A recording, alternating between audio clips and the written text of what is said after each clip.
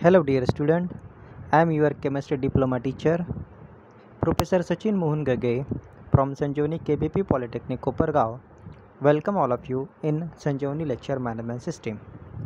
So in the last class we completed the metallurgy of your copper. We can extract the copper metal from copper pyrite whose formula is CuFeS2. This type of ore is called as the sulfide ore, which contain iron impurity in the form of iron sulfide. So that copper pyrite they are subjected for metallurgical process. The first step is crushing and pulverization.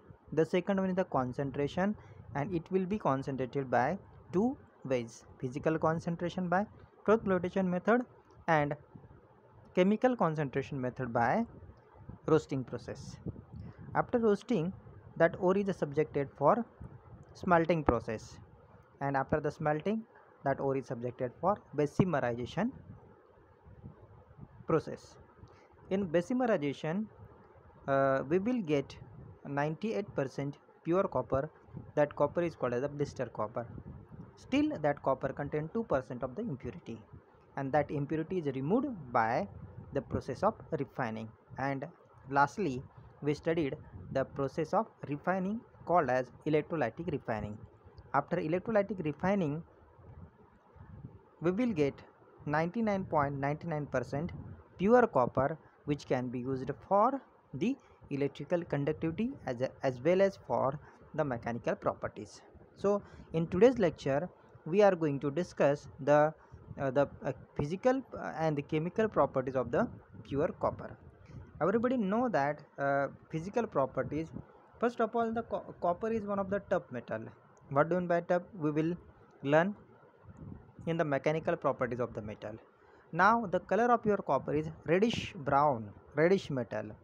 The second physical property of your copper, copper is a good conductor of heat and electricity. Everybody know that कि copper से copper metal से electricity conduct होती है, उसमें से अच्छी तरह से हीट भी कंडक्ट होती है. तो copper is a good conductor of heat and electricity. Then the next, that is the third physical property of your copper, melting point of copper is 1083 degree centigrade.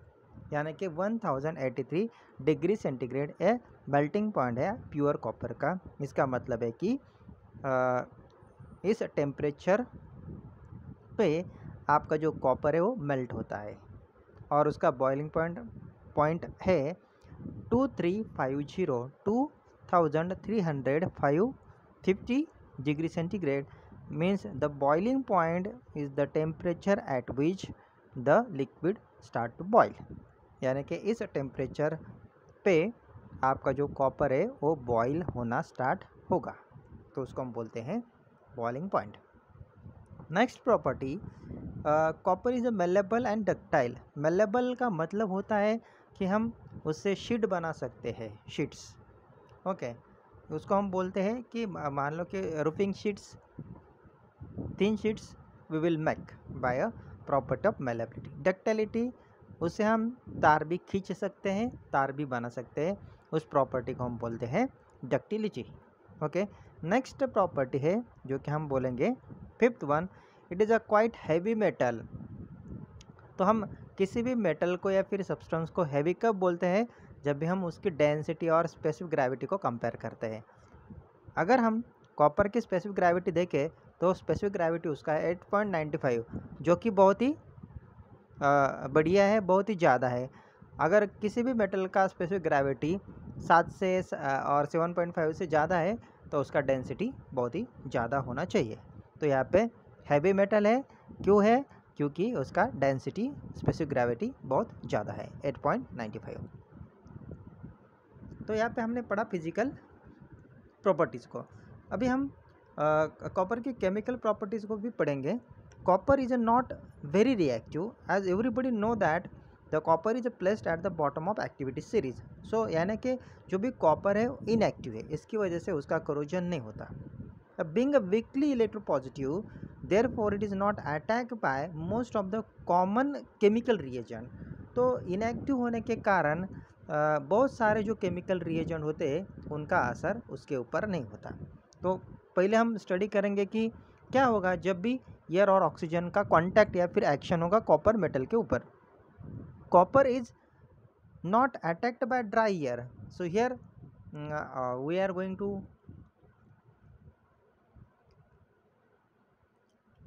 first of all the action of air or oxygen. Okay, copper is not attacked by dry air और ordinary temperature. यानी कि अगर मान लो कि आपकी जो हवा है पूरी तरह से ड्राई है, उसमें मॉइस्चर नहीं है, फिर जो भी आपका ऑर्डनरी टेम्परेचर है, रूम टेम्परेचर है, अगर ऐसा कंडीशन है तो कॉपर के ऊपर ऑक्सीजन का कोई भी इफेक्ट नहीं होने वाला है, कोई इफेक्ट नहीं होता.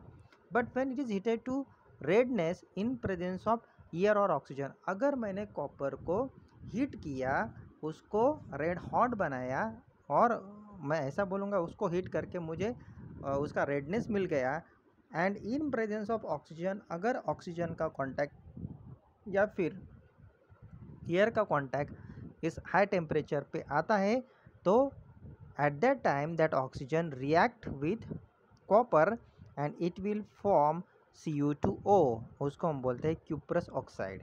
तो उसकी वजह से हमें क्या मिलता है, क्यूप्रस ऑक्साइड मिलता है. ठीक है, यहाँ पे रिएक्शन भी दिया है नीचे. 4Cu plus TiO2 you will get the formation of what, Cu2O3. and finally that cupric oxide यानी कि CO, ये जो भी है CO, finally the cupric oxide मिलेगा क्या, नो डाउट कि metal, copper metal when they are heated to its redness in presence of air और oxygen, it forms first cuprous oxide, जिसको हम बोलते हैं Cu2O. ओके, यानी कि ये, एंड फाइनली ये कन्वर्ट होने वाला है आपके क्यूप्रिक ऑक्साइड में, यानी कि CuO में, इन presence of moisture and carbon dioxide. अगर मॉइस्चर है एंड कार्बन डाइऑक्साइड है तो at that time it is converted with the green layer of basic carbonate, green layer of basic carbonate. तो यहाँ पे हमने रिएक्शन नहीं दिखाया है, लेकिन अगर ऑक्सीजन के साथ, मान लो कि कॉपर का रिएक्शन है, ऑक्सीजन के साथ कार्बन डाइऑक्साइड और मॉइस्चर यानी कि वाटर वेपर्स भी है, तभी उन दोनों का अटैक होके उसके ऊपर CuCO3 डॉट CuOH ट्वाइस ऐसी फिल्म बनती है जिसका कलर ग्रीन होता है, formation of A green film. So that is the action of what, year. दूसरा स्टडी करेंगे एक्शन ऑफ वाटर. ठीक है, तो यहाँ पे हमने दूसरा एक्शन ऑफ वाटर भी स्टडी करना है कि पानी का क्या परिणाम होता है. A copper does not decompose water और स्टीम एट ऑर्डिनरी टेम्परेचर, यानी कि वाटर या फिर स्टीम का कॉपर के ऊपर ऑर्डिनरी टेम्परेचर पे कोई भी इफेक्ट होता, but in white heat steam acts upon it to form oxide. लेकिन जो भी वाइट हीट होगी, यानी कि बहुत ही ज़्यादा टेम्परेचर होगा जिससे आपकी वाटर का वेपर बनेगा, तभी जो वेपर है जो कि वाटर का फॉर्म है, water in the vapour form, it react with copper और उससे आपको मिलेगा oxide with liberation of hydrogen gas. तो यहाँ पे सिंपली वाइट हीट स्टीम, ये जो वाटर है तो ये एक्चुअली स्टीम है, स्टीम है. यानी कि मैंने पानी को क्या किया, वेरी हाई टेम्परेचर पे उसको बॉईल किया और उससे स्टीम निकाली, और स्टीम जब भी कॉपर के साथ रिएक्ट होगी तो उससे बनेगा ऑक्साइड. क्या बनेगा, ऑक्साइड, और उसके साथ ही हाइड्रोजन गैस लिबरेट होगा. ये होगा एक्शन ऑफ वाटर. ठीक है, आगे जाएंगे. देन हम स्टडी करेंगे एक्शन ऑफ एसिड्स, HCl का, सल्फ्रिक एसिड का, HNO3 का इफेक्ट, और लास्ट में acetic acid. Non oxidising acids किसको बोलेंगे हम, लाइक HCl है, डाइल्यूट सल्फ्रिक एसिड है, does not attack copper in the absence of air और ऑक्सीजन. अगर ऑक्सीजन नहीं है, ऑक्सीजन एयर एब्सेंट है, तभी ये नॉन ऑक्सीडाइजिंग एसिड जो होते हैं ना, HCl H2SO4, एक कॉपर के ऊपर कोई भी इफेक्ट नहीं करते, कोई भी परिणाम नहीं होता. But in presence of air such acids dissolve the metal forming corresponding salt and water. लेकिन अगर ऑक्सीजन प्रेजेंट है, एयर प्रेजेंट है, तब क्या होता है, इन एसिड के कांटेक्ट में आ जाने के बाद जो भी कॉपर मेटल है, कॉपर मेटल क्या होता है, एसिड में डिज़ोल्व होता है, और डिज़ोल्व होने के बाद जो भी एसिड है आपका, उस हिसाब से करस्पॉन्डिंग सॉल्ट का फॉर्मेशन करता है और वाटर को लिबरेट करता है। कि मान लो कि यहाँ पे यहाँ पे हमने दिखाया है, ये कॉपर है, ये आपका HCl है, और यहाँ पे मैंने O2 in presence of oxygen. तो यहाँ पे एक कॉपर HCl में डिज़ोल्व होगा और उससे बनेगा क्लोराइड, करस्पॉन्डिंग प्रोडक्ट, और उसके साथ बनेगा वाटर। यहाँ पे देखिए दूसरा जो रिएक्शन है, दूसरा रिएक्शन में क्या है, यहाँ पे कॉपर है, सल्फ्यूरिक एसिड है और ऑक्सीजन है, तो क्या बन गया, कॉपर सल्फेट। तो SO4 है तो कॉपर सल्फेट, यानी कि करस्पॉन्डिंग सॉल्ट बनेगा और उससे निकलेगा वाटर। ठीक है। अगर यहाँ पे HNO3 है, तीसरे यहाँ पे देखिए, यहाँ पे कॉपर है, यहाँ पे HNO3 है, तो in this case this reaction is slightly different. Oxidizing acids such as nitric acid and concentrated sulfuric acid attack copper, yielding a reduction product of the acids. तो यहाँ पे अगर कॉन्सेंट्रेटेड सल्फ्यूरिक एसिड है, फिर आपका HNO3 है, तो यहाँ पे ऑक्सीजन हो या ना हो कोई फ़र्क नहीं पड़ता। Oxidizing acids such as nitric acid, concentrated sulfuric acid readily attack the copper metal and yielding the reduction products. So here ऊपर जो हमने देखा है, तो ये दोनों भी डाइल्यूट एसिड के एग्जाम्पल है, लेकिन यहाँ पे हमने सल्फ्यूरिक एसिड का एग्जाम्पल लिया है। कॉपर रिएक्ट कर रहा है सल्फ्यूरिक एसिड के साथ और बन गया आपका कॉपर CSO4 H2O और H2 गैस रिलीज हो गया यहाँ पे। अगर HNO3 है, HNO3 तब क्या बनता है, तब बनता है क्यूप्रिक नाइट्रेट बनता है और वाटर एंड NO। ठीक है। लेकिन अगर HNO3 है तो HNO3 के साथ आपका बनेगा CuNO3 twice, CuNO3 twice H2O and NO2 gas को लिबरेट करेगा। ये रिएक्शन आपकी HNO3 के साथ होने वाली है कॉपर की। और लास्ट में हम स्टडी करेंगे action of acetic acids. Here copper forms acetate when it react with acetic acids. तो ये फॉर्मूला है आपका एसिटिक एसिड का, ये आपका कॉपर है, जब भी कॉपर एसिटिक एसिड के साथ रिएक्ट होगा इन प्रेजेंस ऑफ एयर, तो यहाँ पे इंपॉर्टेंट है एयर, तब भी क्या बनेगा, यहाँ पे एसीटेट ऑफ कॉपर बनेगा और यहाँ पे वाटर का लिबरेशन होगा। ये जो रिएक्शन होने वाला है इन प्रेजेंस ऑफ एसिटिक एसिड होगा। ठीक है, आगे बढ़ेंगे हम। तो हम मैकेनिकल प्रॉपर्टीज स्टडी करेंगे। कॉमन प्रॉपर्टीज है मेटल का, तो पहला जो है तो उसका पहला स्टडी करेंगे हम डक्टिलिटी। तो डक्टिलिटी क्या होता है, डक्टिलिटी यहाँ पे देखिए, ductility in the sense it is the property of metal by which it can be stretched into the length without breaking. तो सिंपली एक ही लाइन में मैं बोलूँगा कि यहाँ पे मेटल का प्रॉपर्टी है कि जिससे हम तार खींच सकते हैं। तो यहाँ पे मान लो कि यहाँ पे गोल्ड है और गोल्ड से मैंने ऐसे ही ये वायर को स्ट्रेच किया और उसको वायर में हमने कन्वर्ट किया, तो उसका प्रॉपर्टी है they are drawn into the wires, तो उसको हम बोलते हैं डक्टिलिटी विदाउट ब्रेकिंग। तो जब भी हम तार खींचते हैं तो मेटल ब्रेक नहीं होता। तो डक्टिलिटी किसकी ज़्यादा होती है, gold, silver, platinum, this metals are more ductiles. Okay, ठीक है। ब्रिटलनेस क्या होता है, brittleness exactly opposite to your ductility. Brittleness is just opposite to toughness. It is defined as the property of material like your glass. एक glass की property होती है which does not allow permit permanent deformation without breakage is known as the brittleness.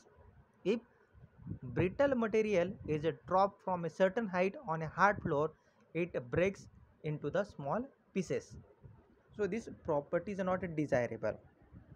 तो इसका मतलब है क्या, आपका जो मेटल है वो आपका मेटल ग्लास की तरह, कांच की तरह ब्रिटल नहीं होना चाहिए।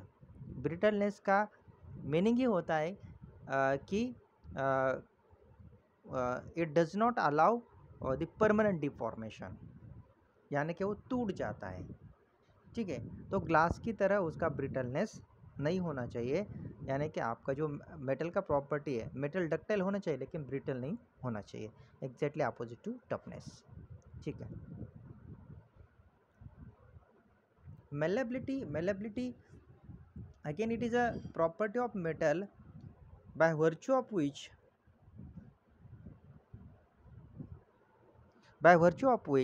metal can be hammered into the shapes without cracking or rolled into the thin sheet without tearing और breaking is known as malleability. तो यहाँ पे देखिए, यहाँ पे हमने शीट बनाया है। अभी मेटल से हम क्या बना सकते हैं, मेटल से हम एक ऐसा थीन शीट बना सकते हैं क्योंकि मेटल की वो प्रॉपर्टी है। So malleability in the sense property of metal, they are easily converted from metal to the sheets, and for that process metal can be hammered. So hammering, if we done the hammering on the metal, it will convert it into the sheets, but when we do the hammering on the metal surface, there should be a no cracking. That's important.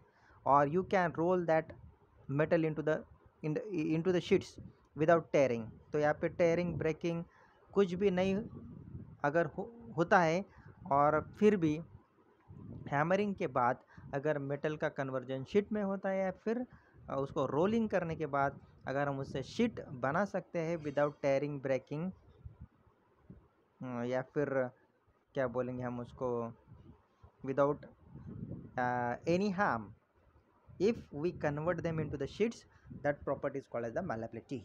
Okay, so most malleable metals are gold, silver, platinum, aluminum, copper, etc. These are the malleable. क्योंकि हम साईं बाबा के मंदिर में बहुत बार गए हैं, हमने देखा है कि जो अंदर का जो मंदिर है साईं बाबा का, वो पूरी तरह से किस शीट से ढका हुआ है, तो पूरी तरह से गोल्ड शीट से ढका हुआ है।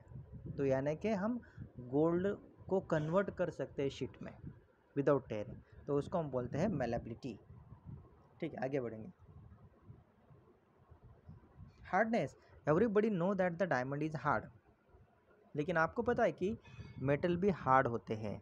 हार्ड का मतलब होता है टू रेजिस्ट वियर एब्रेशन नहीं होने देना, वियरिंग नहीं होने देना, and penetration and scratching by other material is known as hardness. तो मान लो कि for example sodium, potassium, these are the softness इसका एग्जैक्टली अपोजिट होगा हार्ड। ठीक है, तो कौन से मटेरियल, कौन सा मेटल सॉफ्ट है, तो सबको पता है कि sodium metal and potassium metals, they are very soft. तो हार्ड मेटल कौन सा है, मान लो कि टंगस्टन, जो कि हम बल्ब में इस्तेमाल करते हैं, वेरी हार्ड मटेरियल। आयन भी हार्ड है, आयन को हम हार्ड बना सकते हैं। ठीक है, तो हार्डनेस का मतलब क्या होता है कि इट रेजिस्ट, ये रोकता है किसको, वेयरिंग। जैसे कि मान लो कि आपके जो भी रबर के टायर है वो घिस जाते हैं, जब भी फ्रिक्शन होता है वो घिस जाते हैं, लेकिन अगर मेटल का फ्रिक्शन होगा तो वो घिसना नहीं चाहिए, उसका वेयरिंग नहीं होना चाहिए। ठीक है, so it resist the wear, उसको बोलते हैं हम एब्रेशन। पेनिट्रेशन, कि मान लो कि आपके पास इरेजर है जो कि रबर है, अगर मैंने कोई नुकीली चीज़ उसमें पेनिट्रेट कर दी तो उसमें वो अंदर घुस जाएगी, तो it allows the penetration. But hard metal है, आपने मेटल लिया, उसमें जो भी शार्प पॉइंट है उसको पेनिट्रेट किया, तो उसमें पेनिट्रेट नहीं होने वाला, क्योंकि it resist the penetration. And scratching, अब मान लो कि मेटल के ऊपर स्क्रैच जा रहा है, स्क्रैच, ठीक है, लेकिन ऐसा मेटल जो स्क्रैच को रेजिस्ट करता है, तो जो प्रॉपर्टी जो मेटल दिखाते हैं, जैसे कि उसका वेयरिंग एब्रेशन नहीं होता, पेनिट्रेशन वो अलाउ नहीं करते, स्क्रैचिंग अलाउ नहीं करते, तो हम मान के चलते हैं कि ये जो मेटल है वो बहुत ही ज़्यादा सख्त है, यानी कि हार्ड है, तो उसको हम बोलते हैं हार्डनेस। तो आयन और टंगस्टन ये सबसे ज़्यादा हार्ड मेटल है, वाइल आपका सोडियम और पोटेशियम ये सॉफ्ट मेटल है। आगे जाएंगे, toughness it is very important property. So toughness क्या होता है,